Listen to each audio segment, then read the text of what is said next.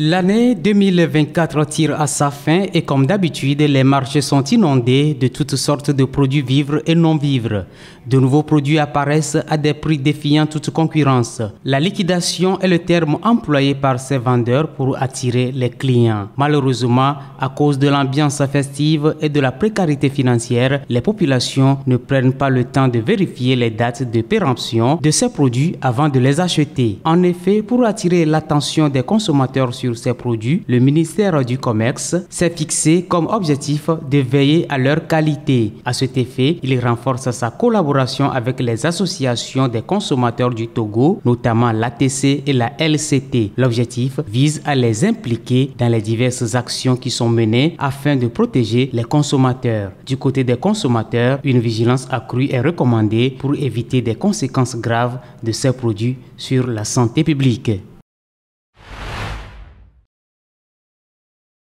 Malgré les progrès significatifs pour lutter contre le VIH depuis sa découverte en 1983, aucun vaccin n'a encore été mis au point contre le virus qui touche des millions de personnes dans le monde. Par contre, le dernier rapport du Programme des Nations Unies sur le sida ONU-SIDA dresse un constat aussi optimiste qu'alarmant sur l'avancée de la lutte contre le VIH. En effet, selon le rapport, 77% des personnes vivant avec la maladie étaient sous traitement en 2023 et pour la première fois, le plus grand nombre de nouvelles infections n'a pas été enregistré en Afrique subsaharienne. De façon générale, dans le monde, sur les 39 millions de personnes vivant avec le VIH, près d'un quart, soit 9,3 millions, ne reçoivent pas de traitement viral, ce qui se traduit par un décès des causes du sida par minute. Toutefois, l'ONU-SIDA montre que la pandémie peut prendre fin d'ici 2030 à condition que les leaders renforcent les ressources et protègent les droits humains. Par ailleurs, ici au Togo, la prévalence du VIH chez les personnes de 15 à 49 ans est de 1,6%. 105 000 personnes vivent avec la maladie.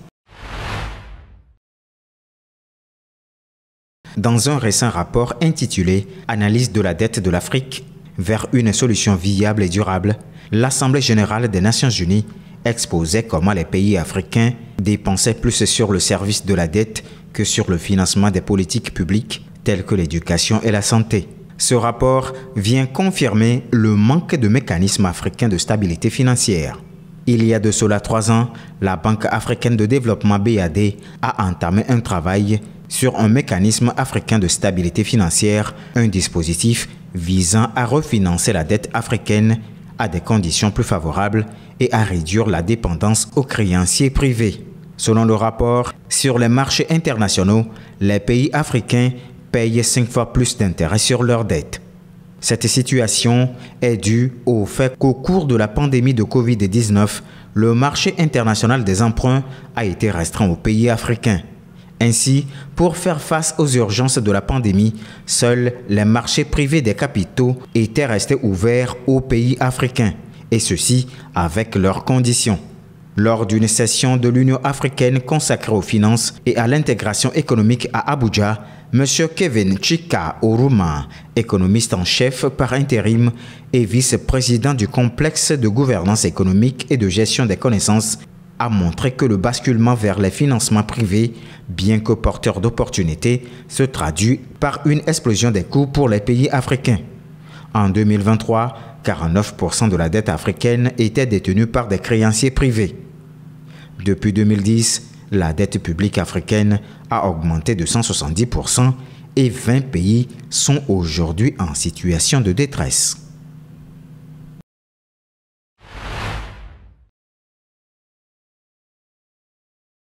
Le marché boursier africain est en pleine mutation, poursuivi par des avancées technologiques et des dynamiques socio-économiques en constante évolution.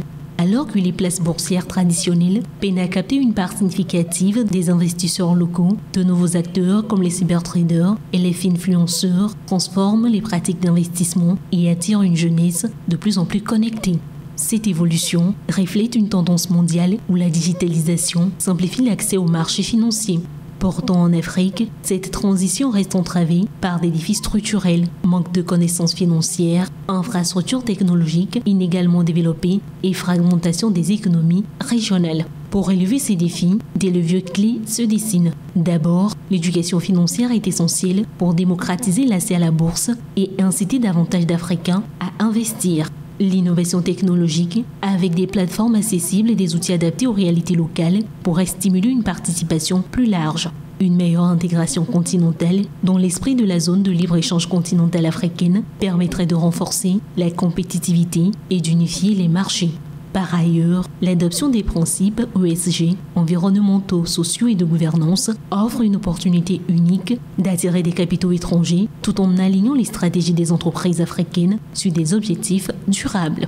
En adaptant leur modèle aux exigences contemporaines, les bourses africaines pourraient non seulement dynamiser leur économie locale, mais également s'imposer comme des acteurs clés dans l'économie mondiale.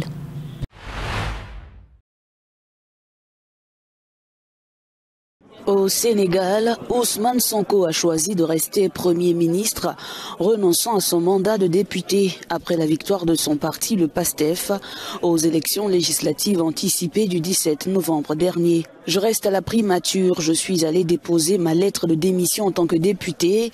Nous avons entamé un travail à la primature. Le président a besoin de moi à ses côtés. On continue ce travail, a-t-il dit à des journalistes à l'occasion de l'installation de la nouvelle assemblée. Lundi, Malik Ndiaye, jusqu'alors ministre des Transports terrestres et aériens, a été élu dans la soirée président de l'Assemblée. Suite à son élection, un mini-remaniement ministériel a eu lieu avec l'entrée au gouvernement d'Abbas Fall, nommé ministre du Travail, de l'Emploi et des relations avec les institutions. Le mandat de député étant incompatible avec la fonction de ministre au Sénégal, M. Fall, tête de liste du PASTEF Dakar, ne siégera pas au Parlement.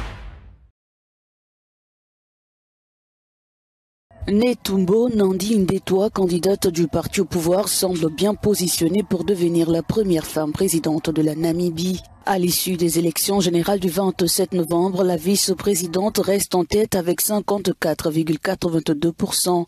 Pour les législatives, la SWAPO est créditée de 56,38% des voix dans 79 des 121 circonscriptions électorales, selon les résultats partiels.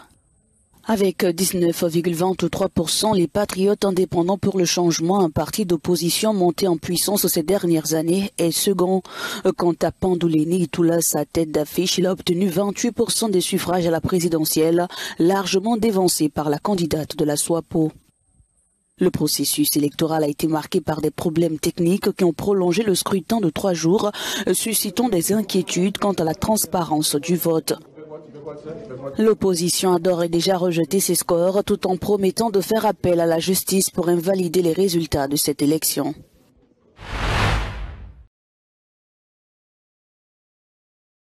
Ils sont de plus en plus nombreux. Des jeunes Burundais, à la recherche d'un avenir meilleur, arrivent en Tanzanie. Une immigration jugée illégale par les autorités qui accusent ces jeunes de détruire l'environnement. Ils sont donc traqués, arrêtés, battus et emprisonnés avant d'être envoyés au Burundi.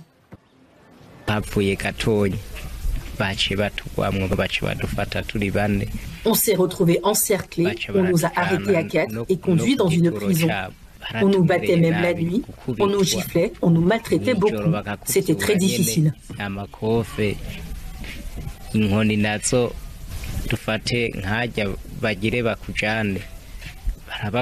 Recueillis par des familles d'accueil, ces jeunes tentent de reprendre une vie normale, loin de toute cette violence. Nous demandons à la Tanzanie de ne pas les maltraiter. Certains rentrent traumatisés, déprimés. Que le gouvernement tanzanien traite bien nos jeunes, comme nous faisons quand ils viennent chez nous.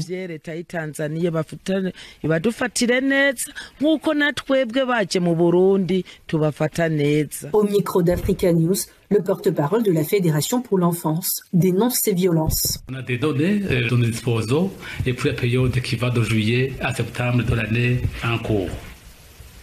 Et il y a 59 enfants et constitués de 57 de sexe masculin et 2 filles. Bon, ces 59 enfants ont été expulsés de la Tanzanie. Il y a aussi 182 enfants, des enfants qui ont décidé de revenir eux-mêmes. En tout, en seulement 2 mois, environ 300 enfants burundais arrivés illégalement en Tanzanie ont été renvoyés. D'après la FENADEB, la pauvreté est à la base de ce mouvement massif.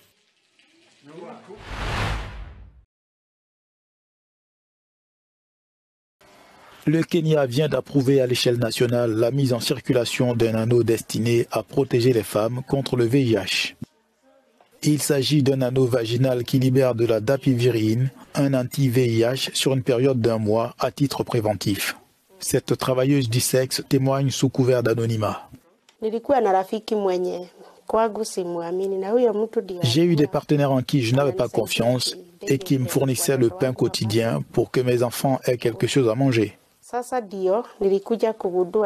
J'ai rencontré une amie qui m'a parlé des anneaux vaginaux et m'a dit où je pouvais m'en procurer.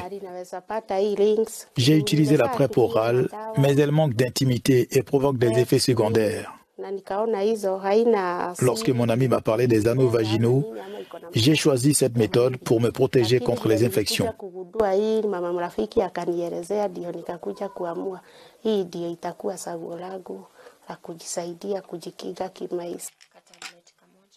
En lieu et place des prises quotidiennes de prophylaxie pré-exposition PrEP, les femmes choisissent plutôt cet anneau validé en 2021 par l'OMS.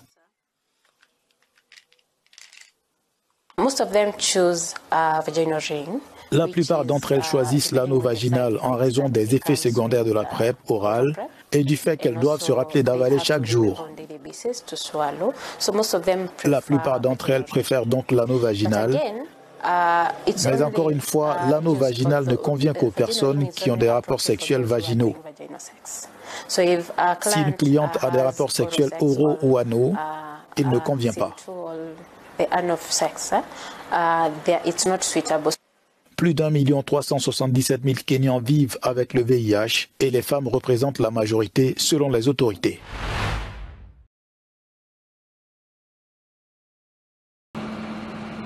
En Syrie, les forces gouvernementales ont intensifié leurs frappes aériennes sur la ville d'Idleb, où au moins 3 civils ont été tués lundi dans un bombardement contre un hôpital, selon les Casques Blancs, l'organisation de défense civile de l'opposition. Après avoir pris le contrôle ce samedi de l'aéroport d'Alep, 2e plus grande ville au nord du pays, la coalition de rebelles dirigée par des islamistes radicaux progresse maintenant vers le sud du territoire et la ville de Hama.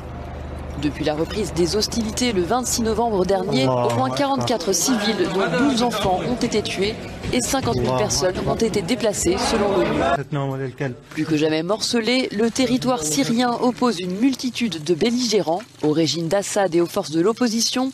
S'ajoutent les combattants kurdes au nord et à l'est, les factions turques qui contrôlent une partie du nord-ouest et l'organisation État islamique repliée dans le désert syrien dans le sud du pays.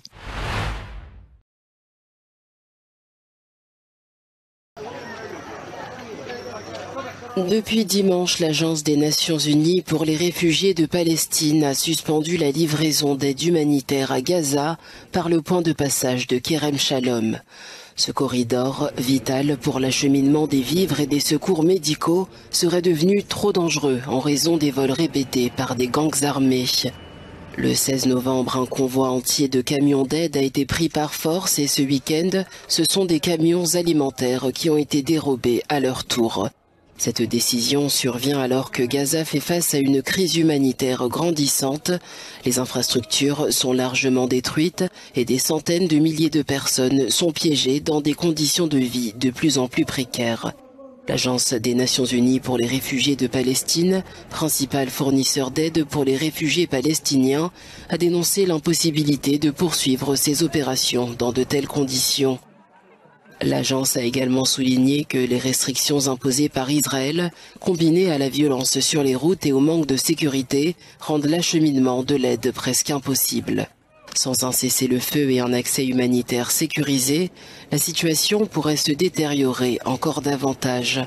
Dans un contexte de famine menaçant déjà le nord de Gaza, cette suspension de l'aide représente un coup sévère pour les populations en détresse.